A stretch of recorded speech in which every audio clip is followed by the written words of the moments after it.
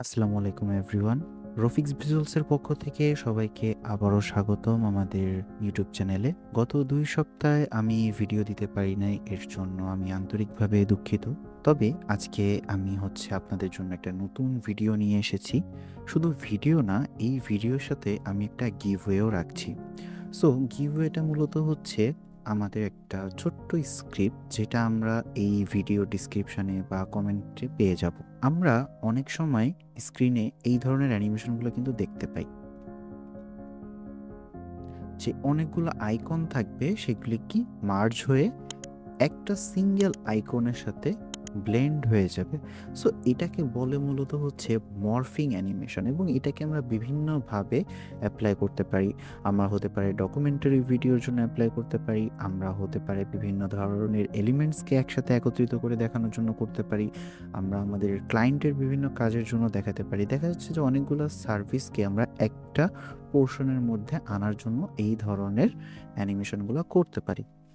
So আজকে আমরা মূলত দেখব এই অ্যানিমেশনটা কিভাবে আমরা মেক করতে পারি, এবং এই অ্যানিমেশনটা মেক করার জন্য আমরা আসলে কোন প্লাগইনসটা বা কোন স্ক্রিপ্টটা আমরা ইউজ করব। সো আমি একটা নতুন কম্পোজিশন নিয়ে নিই। যেহেতু দেখছেন আমার এখানে অনেকগুলো ইমেজ আছে, সো আমি এখানে জাস্ট কেস ফাইলে ক্লিক করলে ফাইলটা অর্গানাইজড হয়ে যাবে। তো এইটা অলরাউন্ডার কুলদীপ নামে একটা স্ক্রিপ্ট আছে। আপনাদের যদি কারোর প্রয়োজন হয় আমাকে ইনবক্সে বা আমাকে কমেন্টসে জানাবেন, আমি এটা আপনাদেরকে প্রোভাইড করে দিব। সো আমরা একটা কম্পোজিশন নিয়ে নিই। আমরা 1920x1080 এবং 60 fps এর 10 সেকেন্ডের একটা কম্পোজিশন নিয়ে নিচ্ছি, এবং আমি এখানে একটা ব্ল্যাঙ্ক কম্পোজিশন দেখতে পাচ্ছি। আমি এখন যেটা করব, আমাদের কাছে যে ইমেজগুলি আছে তার ভিতর থেকে আমি কয়েকটি ইমেজকে সিলেক্ট করব। সো আমি এই ইমেজটাকে নিব, কোড, সো এটা চলে আসলো। দেন আমি আরেকটা ইমেজ নিব, সো এখানে একটা ইমেজ আছে, এটা নিব। ফন্টের এই ইমেজটাকে নিব। দেন আমি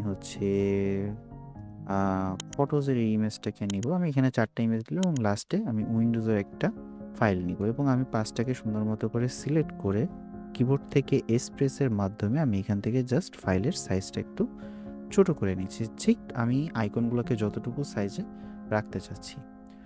উইন্ডোজের এই প্রথম আইকনটাকে বাদ দিয়ে আমি শেষের যে আইকনগুলি আছে সেইগুলোকে আমি এদিক ওদিকে ছড়িয়ে দিব। অ্যাজ লাইক আমার যেভাবে প্রয়োজন আমি ঠিক সেভাবে করে ফাইলগুলিকে এদিক ওদিক সরিয়ে দিচ্ছি। সো আমার এখানে আপাতত 4 কর্নারে 4টা সুন্দর মতো করে আইকন সেট হয়ে গেছে, এবং আমি চেষ্টা করব মাঝখানের যে আইকনটা, মানে আমার ফাইনাল ডেস্টিনেশনের যে ফাইল ফোল্ডারটা হবে বা যে শেপটা হবে, সেটাকে আমরা একটু সাইজে বড় রাখার জন্য। সো এরকম আমি বড় রাখবো। এবার আমি কি করব, একে একে নিচের থেকে শুরু করে শিফট প্রেস করে এভাবে করে আমরা আইকনগুলোকে ধরবো। দেন আমরা সবার লাস্টে আমাদের যে ফাইনাল ডেস্টিনেশনের ফাইলটা আছে সেটাকে আমরা সিলেক্ট করব।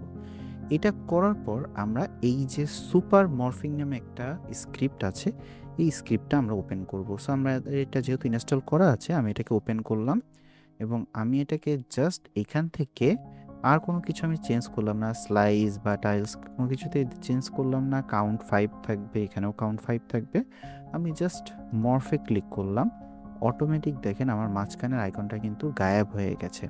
এবং আমি যদি একটু দেখাই, তাহলে এইখানে আমার কিন্তু কিফ্রেম অটোমেটিক অ্যাড হয়ে গেছে, এবং আমি যদি সব কিফ্রেম একসাথে ওপেন করি, তাহলে দেখতেই পাচ্ছেন এখানে কিন্তু কিফ্রেমগুলো খুব ইজিলি শো করতেছে। সো আমি এখান থেকে কি করলাম, সবগুলা কি ফ্রেমকে একটু ধরে নিয়ে একটু সাইডে নিয়ে আসলাম, যাতে করে আমি অ্যানিমেশনটা এদিক ওদিক মুভ করতে পারি।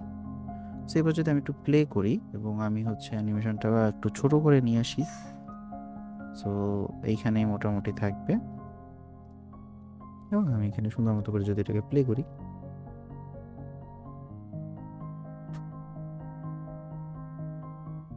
সো খুব ইজিলি কিন্তু আমরা এখান থেকে এই কাজটা করতে পারছি, এবং খুব সুন্দর করে আমরা কিন্তু মর্ফিং করতে পারছি। সো এটা খুব ছোট্ট একটা টিউটোরিয়াল ভিডিও ছিল, এবং আপনাদের এই টুলসটা বা এই স্ক্রিপ্টটাকে ইউজ করে আপনারা কি ধরনের অ্যানিমেশন মেক করতে পারেন, আমি কিন্তু সেটা দেখতে চাচ্ছি। ধন্যবাদ সবাইকে রফিক ভিজুয়ালসের সাথে থাকার জন্য।